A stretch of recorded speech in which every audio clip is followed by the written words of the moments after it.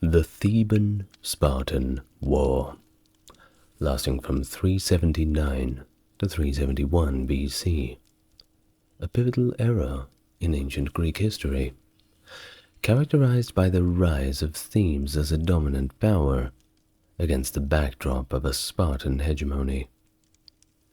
Following the Spartan victory in the Peloponnesian War, Sparta sought to consolidate its control over Greece, imposing oligarchic governments and garrisons in key cities, including, of course, Thebes.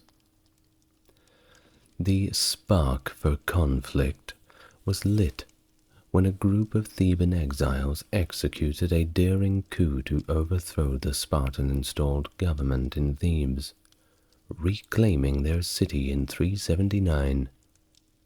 This act of defiance against Sparta ignited a series of military engagements that ultimately led to Thebes gaining supremacy, albeit for a rather brief period. Hello and welcome to the channel. If you're coming back, it's good to see you again, and if you're new here, it's good to meet you. As always, if you'd like to support the channel, links to the Patreon are in description and comments, and a like, comment, and subscribe certainly goes a long way. Now, without further ado, get yourself comfortable, and let's talk about the Theban-Spartan War. Let's go back to the beginning, shall we?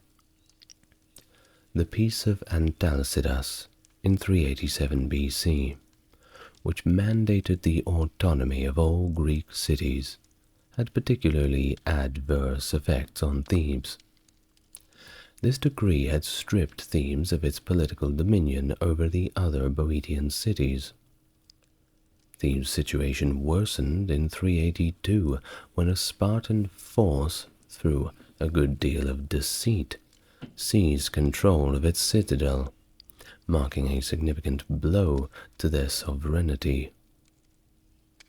In the aftermath of the Spartan occupation, which occurred either 383 or 82, Pelopidas, along with other prominent Theban democrats, sought refuge in Athens. It was there Pelopidas spearheaded a plot aimed at the liberation of his home city. In the subsequent years, these exiled Thebans, under Peloponnese' initiative, began plotting in secret their city's emancipation from Spartan control. Back in Thebes, Epaminondas was preparing the city's youth for the impending conflict with Sparta. During the winter of 379, Pelopidas, leading a small band of exiles, covertly snuck into Thebes. They successfully assassinated the pro-Spartan leadership, and with the support of both Epaminondas, Gorgidas, and Athenian hoplites, they effectively besieged the Spartan forces, who were stationed at Cadmea, the citadel of Thebes. In the day following this daring operation, Pelopidas and his group were presented to the Theban assembly by Epaminondas and Gorgidas, who urged the Thebans to seize their freedom. The assembly's enthusiastic endorsement of Pelopidas and his fellow conspirators underscored their role not just fighters, but as liberators in a greater struggle. The Spartan garrison, faced with encirclement, had no choice but to capitulate, negotiating safe passage back to Sparta. Remember that whole thing, Spartans never surrender? Well, sounds good in the movie. Now, remarkably, as they retreated, they rather awkwardly encountered a Spartan relief force that was en route to their aid. Very embarrassing. A little bit too late having to explain to this other relief force that, ooh, thanks for coming to help, but we already surrendered the citadel. I suppose we can all go home now. Now Plutarch, reflecting on this event, underscored its profound significance, and of course, far-reaching consequences.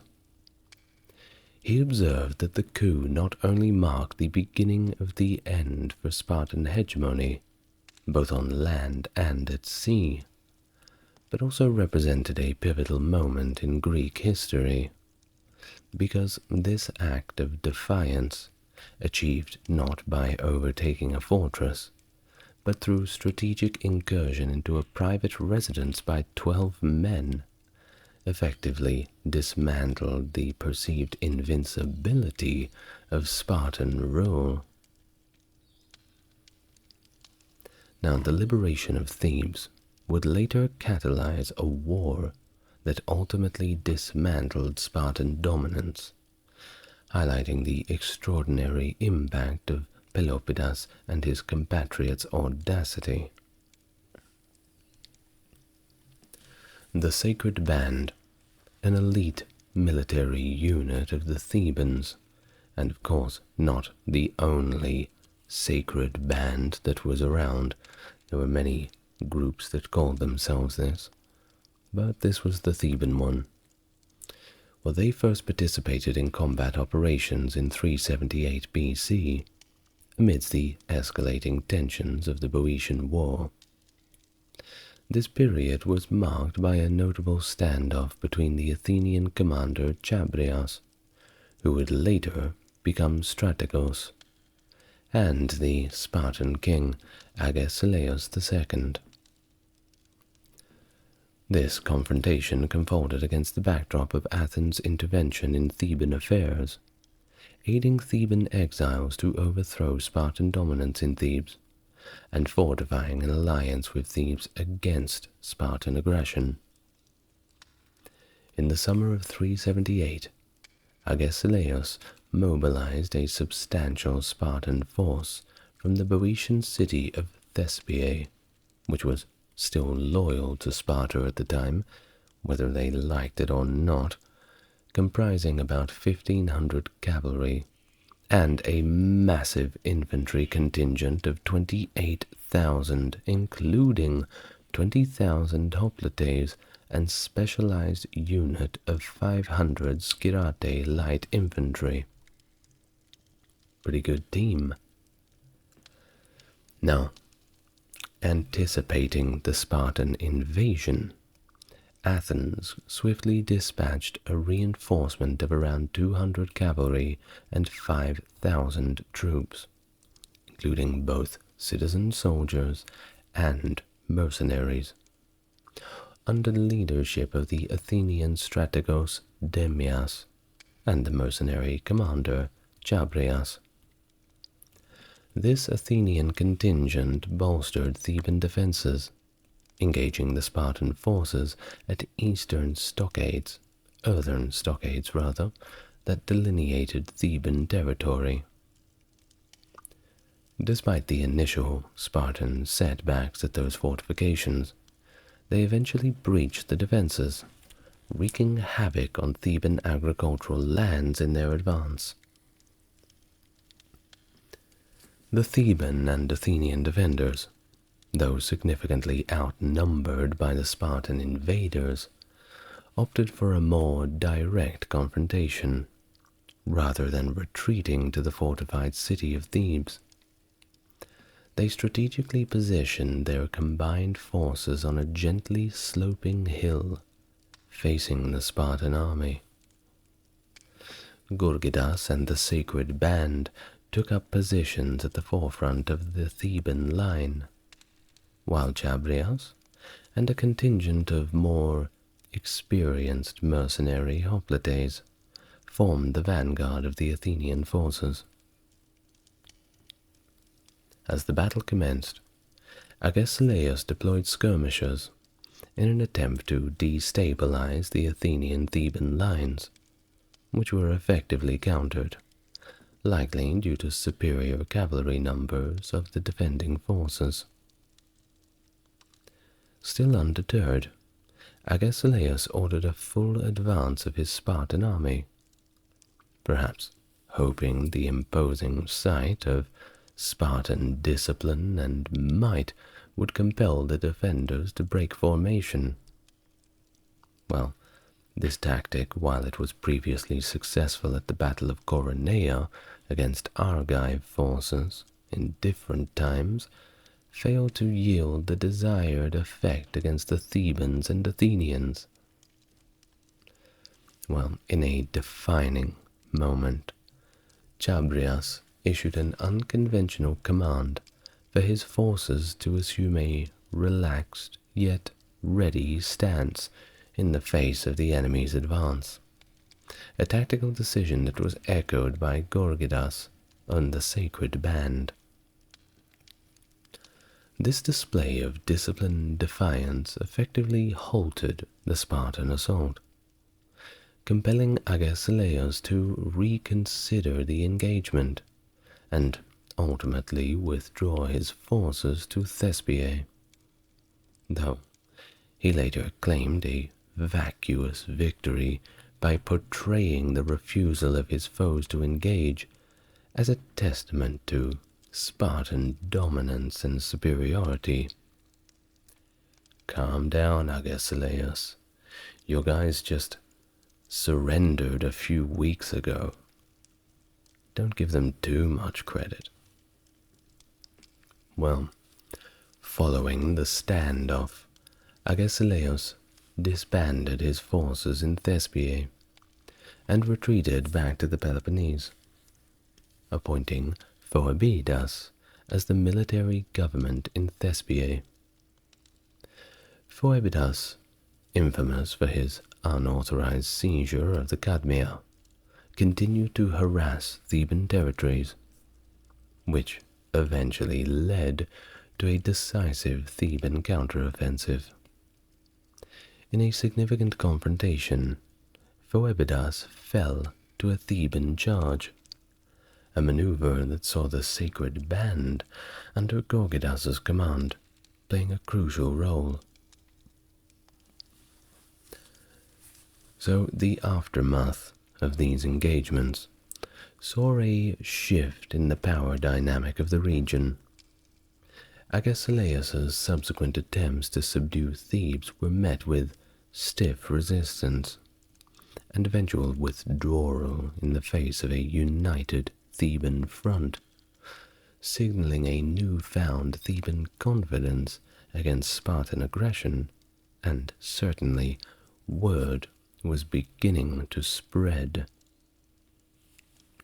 This series of events, well, it doesn't just showcase the military prowess of the sacred band, but it also marked the beginning of a decline in Spartan influence over Thebes and the broader Greek world, and it effectively set the stage for further Theban ascendance under leaderships like Pelopidas and Epaminondas in the years that followed.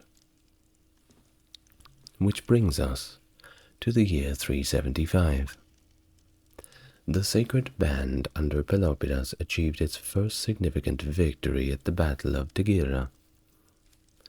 Pelopidas, aiming to exploit the temporary absence of the Spartan garrison in Orchomenos, led the sacred band, along with a contingent of cavalry, into the city. But discovering a new Spartan reinforcement upon arrival, he decided to retreat to Thebes. However, near the shrine of Apollo of Tegyra, they encountered the returning Spartan forces. Outnumbered at least 2-1 by Spartan Morai, Pelopidas inspired his troops by suggesting that the Spartans were in just as much of a predicament as the Thebans, just as trapped as they were. So, it's got to be an even fight, right? Well, regardless of how true this was, he ordered a cavalry charge and reformed the sacred band into a tight formation to break through the Spartans. The Spartan leaders were quickly killed, causing disarray among their ranks. As we all know, if you kill the general, the morale takes quite a hit, and people begin to flee. Pelopidas then seized the opportunity to outflank and rout the Spartans. Another significant blow that disproved this notion of Spartan invincibility. Well, despite their victory, the Thebans chose not to pursue the fleeing Spartans, mainly due to the proximity of another Spartan force nearby. But they did erect a huge victory monument. A little bit of a show-off. Well, after that, they were done celebrating. They marched back to Thebes for a well-earned rest. Of course, it was this battle that really marked that Theban sacred band as an elite unit. And from then on, it was maintained separately to the rest of the army by Pelopidas in future engagements. Now, this battle's significance was recorded by both Diodorus and Plutarch based on Ephorus's reports. However, Xenophon, known for his pro-Spartan views, conveniently forgot to mention the defeat from his works. Pretty obvious of his biases towards the Spartans, of course. Now, accounts of the battle, of course, vary, as there's a few different sources, with Diodorus citing 500 Thebans against 1,000 Spartans. So that's outnumbered 2-1. And Plutarch offers a little bit different figures, sort of underscoring the battle's impact beyond its scale. Now, regardless of the situation, of the specific numbers, it was certainly a morale booster for the Boeotians, and of course a strategic milestone for Thebes. Now, moving on from Tegyra, Athens pursued a common peace among Greek states, partly due to concerns over Thebes' rising power. However, hostilities soon resumed, notably between Sparta and Athens. Old habits die hard. Thebes continued its dominance over Boeotia, incorporating Thespiae and Tanagra into its confederacy and attacking Plataea and Phocian territories. Pelopidas laid a siege against Elatea, which was aborted to avoid a desperate battle against this entire city populace. By 371, efforts to revive the king's peace aimed to check Theban ascendancy, setting the stage for more conflicts and the eventual Battle of Leuctra, where Theban prowess under Epaminondas would again challenge Spartan dominance. Now, upon learning of the Theban uprising, Sparta initially had dispatched an army led by Cleombrotus I, but it retreated without engaging. Subsequently, Agesilaus II led another Spartan force to confront Thebes, but the Thebans, opting for a defensive strategy, constructed fortifications outside the city, thwarting Spartan advances and leading to a general withdrawal.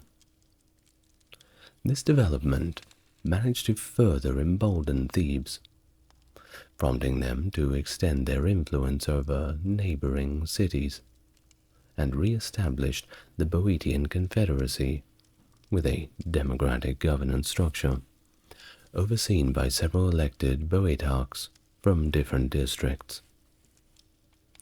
This unification made the terms Theban and Boeotian rather synonymous, and serves more to reflect the solidarity of the region.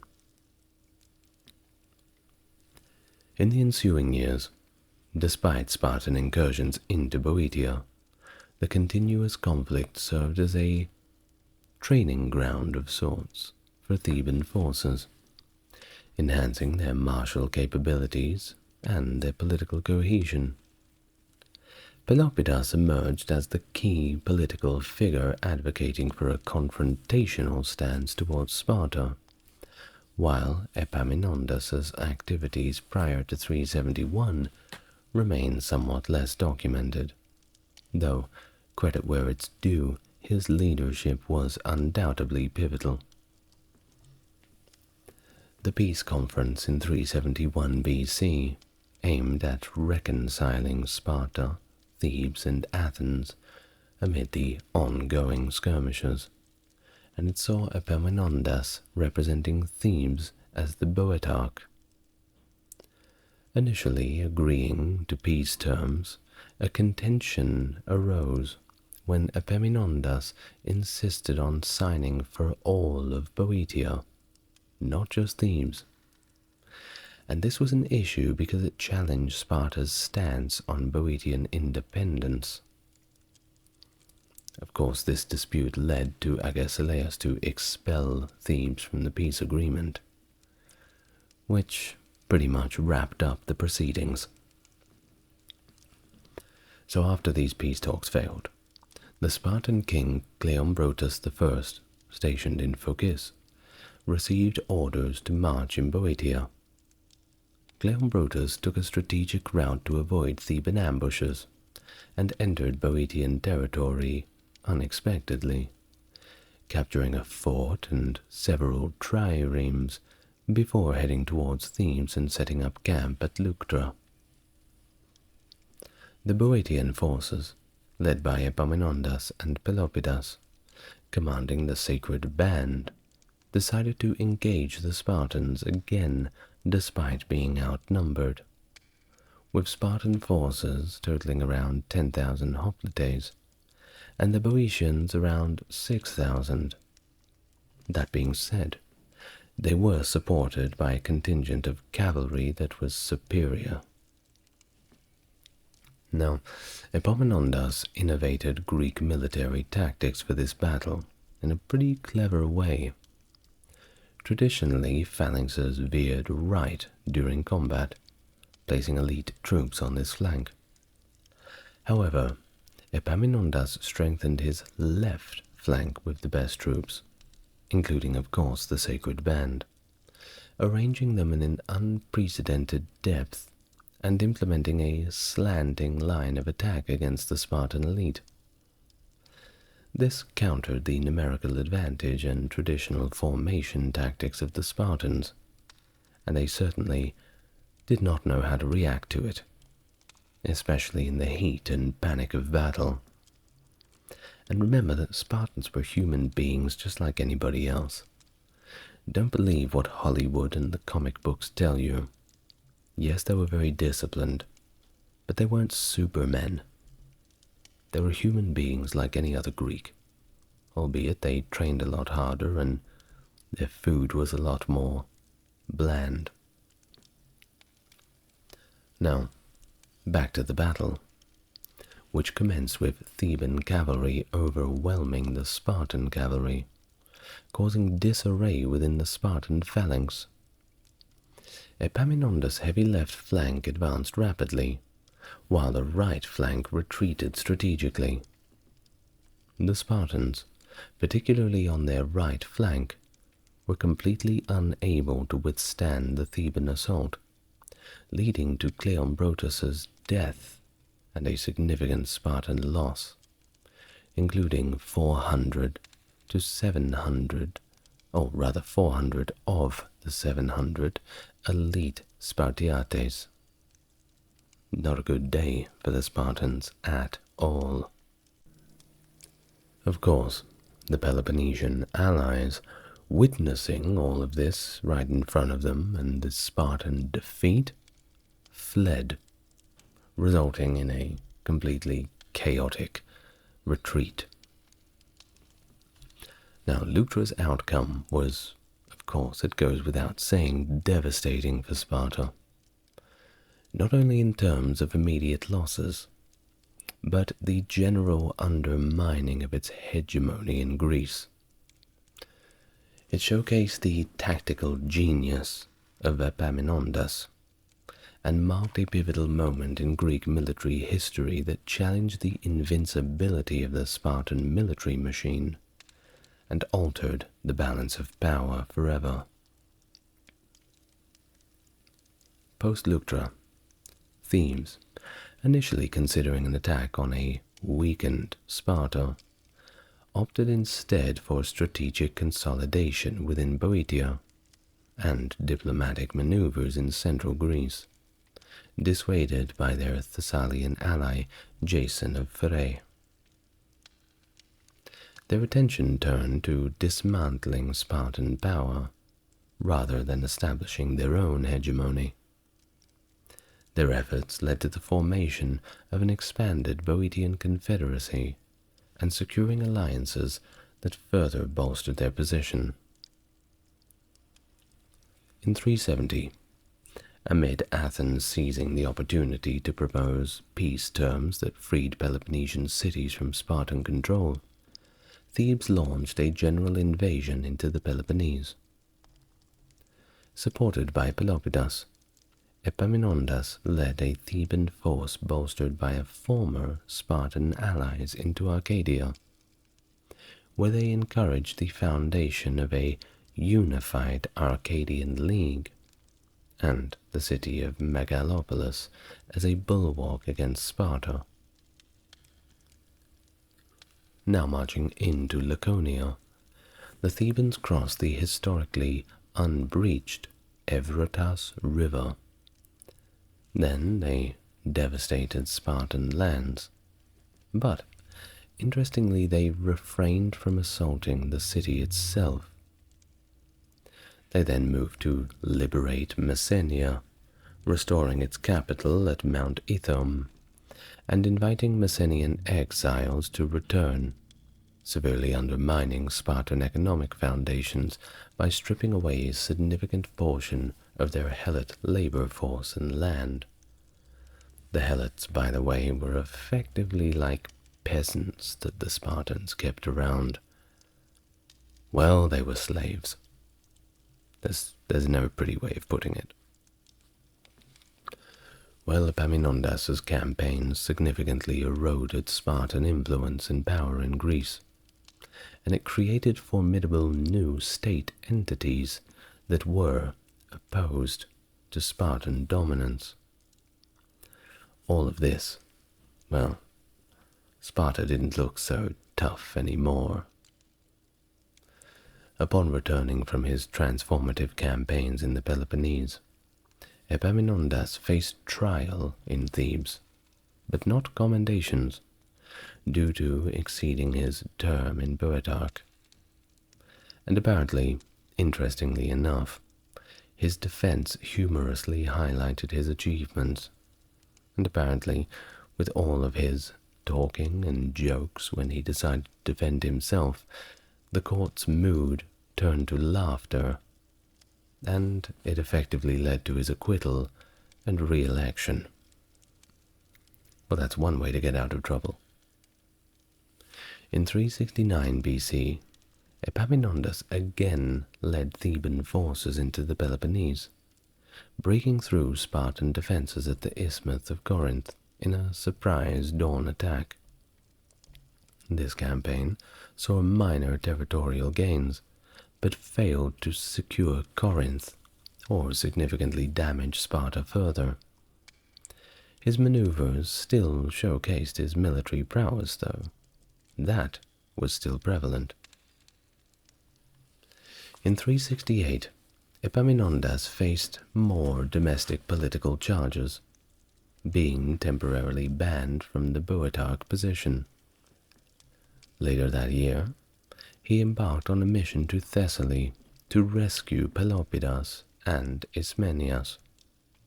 Theban diplomats held by Alexander of Pherae. Although initially unsuccessful, his strategic acumen eventually secured the release without significant conflict. Sometimes the pen is mightier than the sword. It underscores that Epaminondas's diplomatic skill and military skill were both quite formidable. Now in 367, the following year, Epaminondas's third invasion of the Peloponnesus was facilitated by the Argives, allowing Theban forces entry, effectively opening the door wide open for them. He successfully aligned with Achaia, but faced criticism for not establishing democracies there. His original acceptance of Achaean oligarchies led to a brief switch to democracies, but pro-Spartan aristocrats soon restored the oligarchies, aligning more closely with Sparta afterward.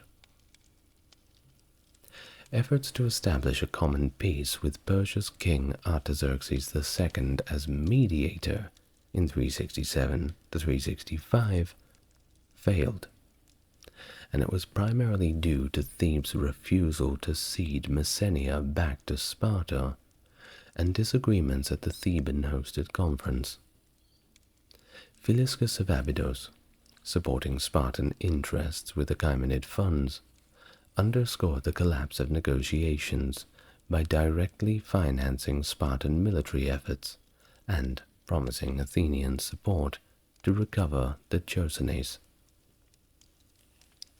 Subsequently, Greek cities sought support from Artaxerxes, and it resulted in a proposed peace that of course favored Thebes and was largely rejected. Sparta and Athens opposed Thebes' advantage and Achaemenid influence, supported revolting satraps against Artaxerxes, including the notable Ariobarzanes, with military aid, marking a more complex period of Greek-Achaemenid relationships, and continued conflict within Greece that seemingly never ends. In the years following, Thebes saw another shift in alliances, with some of its former allies turning against them, including defections among the Arcadians, despite Theban efforts to solidify the Boeotian Confederacy and undermine Spartan power in the Peloponnese. By the mid-360s BC, Thebes had succeeded in weakening the Peloponnesian League, with key members like Corinth, Epidaurus, and Philios reconciling with Thebes and Argos. Messenia, well, they remained independent, bolstering Thebes' position. And despite facing opposition on multiple fronts, Thebes, under the leadership of Epaminondas, sought to extend its influence back to the Aegean Sea, challenging Athens' maritime dominance. The Theban assembly commissioned a fleet of 100 triremes, aiming to sway Rhodes, Chios, and Byzantium towards Theban allegiance in 364. However, these efforts are considered by historians to be largely unsuccessful in securing long-term advantages for Thebes. In the same year, Pelopidas, that key Theban leader and ally of Epaminondas, died in battle against Alexander of Pherae in Thessaly. This was a significant loss for Theban politics and also military strategy. But they still had Epaminondas. That's got to count for something. In 362, facing a resurgence of opposition to Theban dominance throughout Greece, Epaminondas launched what would be his final military campaign into the Peloponnese. His aim was primarily to bring Mantinea, a vocal opponent of Theban influence, back into line. The coalition opposing Theban power at this juncture was quite formidable, encompassing not just Mantinea, but also Sparta, Athens, and various Arcadian elements. It was essentially marshalling almost the entirety of Greece into two opposing camps, which seems to happen all the time. It seems to happen once every 50 years for Greece, at least in antiquity. Epaminondas's force was a considerable assemblage drawn from Boeotia, Thessaly, and Euboea, supplemented by contingents from Tegea, Argos, Messenia, and parts of Arcadia, albeit not many of them, that remained loyal to Theban hegemony. The alliance against them, anchored by Mantinea, had called upon Sparta, Athens, Achaia, and the rest of Arcadia for support, marking the upcoming conflict.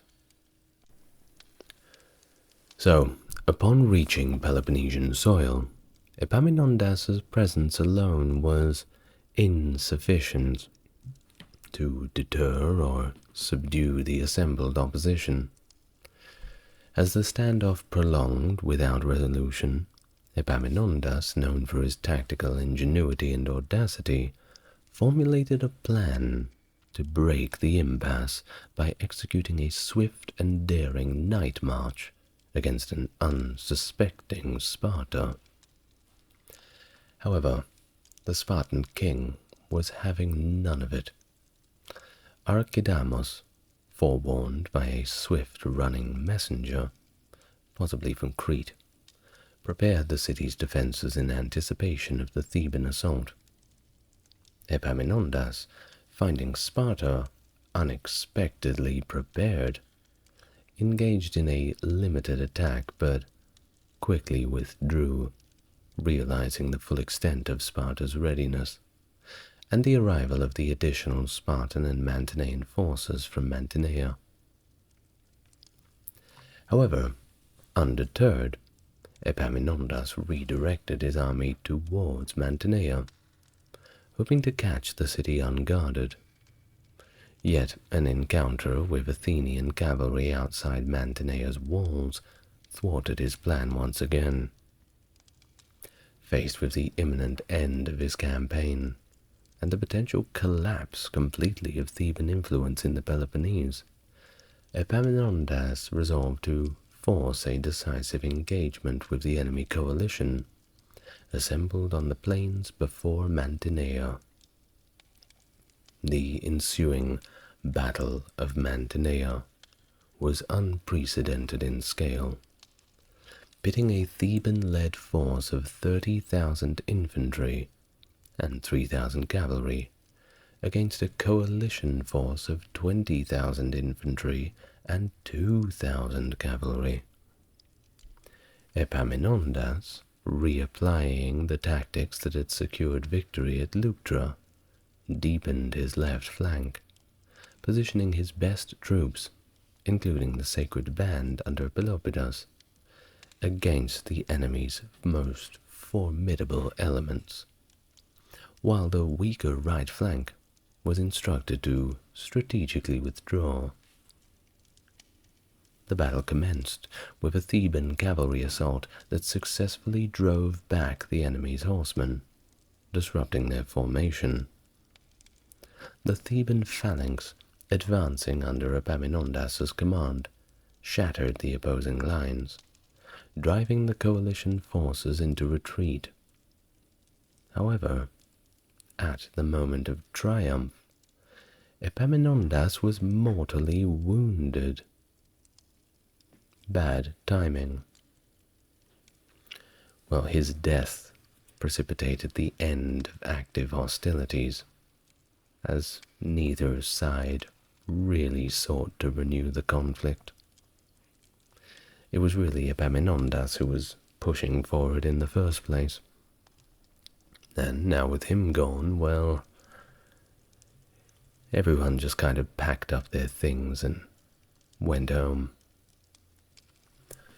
While Xenophon's narrative underscores the battle as anticlimactic, both sides claimed victory, but no one really gained a significant advantage, leading to a situation where Greece was left more fragmented and chaotic than before. Well, let's sum it all up.